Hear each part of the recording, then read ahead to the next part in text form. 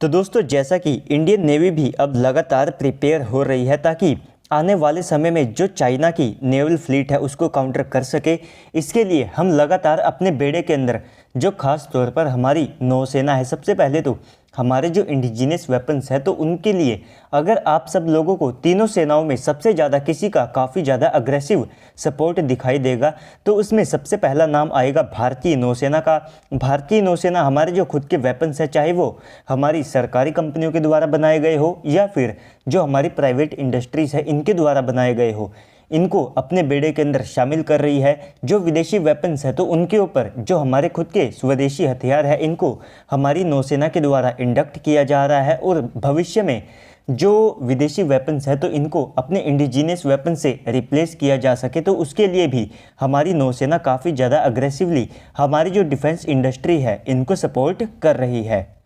तो नौसेना के इन सभी प्रयासों के चलते हमारे बेड़े के अंदर जो सरफेस नेवल शिप है तो ये तो काफ़ी ज़्यादा तेज़ी से हमारी नौसेना के बेड़े में शामिल हो रहे हैं। लेकिन अगर आप बात करते हैं सबमरीन की, तो इसमें कहीं ना कहीं हमारी नौसेना को और ज़्यादा तेज़ी लाने की आवश्यकता है और इसके लिए हमारी नौसेना प्रयास भी कर रही है। आप सब लोगों को इस वीडियो के अंदर हमारी SSN क्लास की जो सबमरीन्स है तो उनको लेकर के क्या नई अपडेट आई है उसके बारे में मैं आप सब लोगों को बताऊंगा। लेकिन वीडियो को शुरू करने से पहले आप सभी लोग वीडियो को लाइक करके कमेंट सेक्शन में जा करके जय हिंद कमेंट कर दीजिएगा। तो दोस्तों जैसा कि हमारी नौसेना के द्वारा प्रोजेक्ट 75 अल्फा के तहत 6 SSN क्लास की जो सबमरीन्स है तो इनको अपने बेड़े के अंदर शामिल किया जाएगा। और आप सब लोगों को पता होगा कि जो SSBN और साथ में SSN क्लास की सबमरीन्स होती है तो इसमें एक मेजर डिफरेंस होता है कि जो SSN क्लास की सबमरीन्स होती है तो ये काफ़ी ज़्यादा साइलेंट होती है, काफ़ी ज़्यादा फास्ट अटैक सबमरीन्स होती है और इनको आप सब लोग नौसेना का फाइटर जेट भी कह सकते हैं।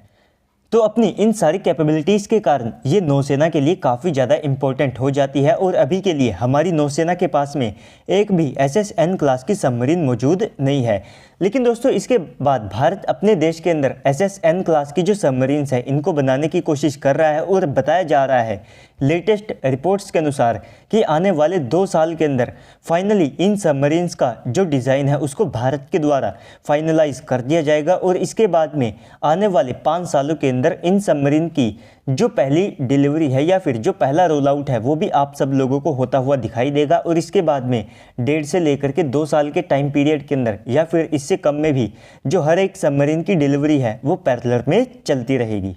बाकी ये जो 6 SSN क्लास की सबमरीन होगी तो इसमें हम फ्रांस की भी मदद लेने वाले हैं। इसके अलावा रशिया की साइड से भी भारत को कुछ ऑफ़र आए हैं, लेकिन फ्रांस की साइड से भारत को सबसे ज़्यादा बेस्ट ऑफ़र मिले हैं। सबसे पहले हम फ्रांस से इनकी जो पंप जेट प्रोपल्शन सिस्टम है इनको अपनी इन 6 SSN क्लास की सबमरीन्स के अंदर इस्तेमाल करने वाले हैं, जो कि फ्यूचरिस्टिक प्रोपल्शन सिस्टम है। इसके अलावा ये काफ़ी ज़्यादा साइलेंट होते हैं। साथ ही साथ कुछ रिपोर्ट्स के अनुसार फ्रांस अपनी 95% जो बाराकूडा क्लास की टेक्नोलॉजी है तो उसको भारत के साथ में शेयर करने के लिए तैयार है और ज़्यादातर जो टेक्नोलॉजीज़ है इनको भारत अपने देश के अंदर बना चुका है। तो ऐसे में हमको फ्रांस से ज़्यादा टेक्नोलॉजीज़ को यहाँ पर मांगने की आवश्यकता नहीं पड़ेगी। और ओवरऑल इस पूरे प्रोजेक्ट की जो कॉस्ट है वो लगभग $20 बिलियन के आसपास में होने वाली है, क्योंकि जो न्यूक्लियर पावर्ड सबमरीन होती है ये काफ़ी ज़्यादा कॉस्टली होती है। तो इस कारण से यहाँ पर R&D में भारत का काफ़ी ज़्यादा पैसा खर्च होने वाला है। लेकिन अगर बात की जाए इस पूरे केस में एक मेजर फैक्टर और साथ में एक मेजर सिस्टम की या फिर टेक्नोलॉजी की, तो वो होता है एक न्यूक्लियर रिएक्टर। तो दोस्तों भारत पहले से अपनी अरिहंत क्लास की SSBN सबमरीन्स के लिए एक 83 मेगावाट के न्यूक्लियर रिएक्टर को तैयार कर चुका है। वहीं पर हमारा जो भाभा एटॉमिक रिसर्च सेंटर है तो इनके द्वारा हमारी 13,000 टन वजनी H5 क्लास सबमरीन्स के लिए 190 मेगावाट के न्यूक्लियर रिएक्टर के ऊपर काम किया जा रहा है। वहीं पर अगर आप फ्रांस की बाराकूडा क्लास की सबमरीन की बात करते हैं तो इनमें इनके द्वारा 150 मेगावाट के न्यूक्लियर रिएक्टर को इस्तेमाल किया जाता है। तो इसका भी जो ऑफ़र है वो फ्रांस ने भारत को दिया था। लेकिन जब भारत के पास में इस प्रकार की कैपेबिलिटीज़ है कि हम 190 मेगावाट के न्यूक्लियर रिएक्टर को अपने देश के अंदर बना सकते हैं और इसके ऊपर काम कर रहे हैं, तो हम फ्रांस से क्यों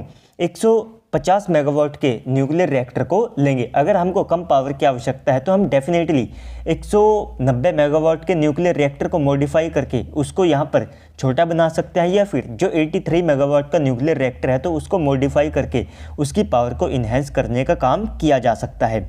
तो दोस्तों ओवरऑल इन सारी डेवलपमेंट्स को लेकर के अब आप सबको क्या लगता है कमेंट सेक्शन में बताइएगा। और साथ ही साथ अगर आपको वीडियो अच्छी लगी है तो वीडियो को लाइक कर दीजिएगा। अगर आप चैनल के ऊपर पहली बार आए हैं तो प्लीज़ से चैनल को भी सब्सक्राइब कर दीजिएगा। तो चलिए दोस्तों आज की इस वीडियो में इतना ही, मिलते हैं अगली वीडियो में, तब तक के लिए गुड बाय, जय हिंद।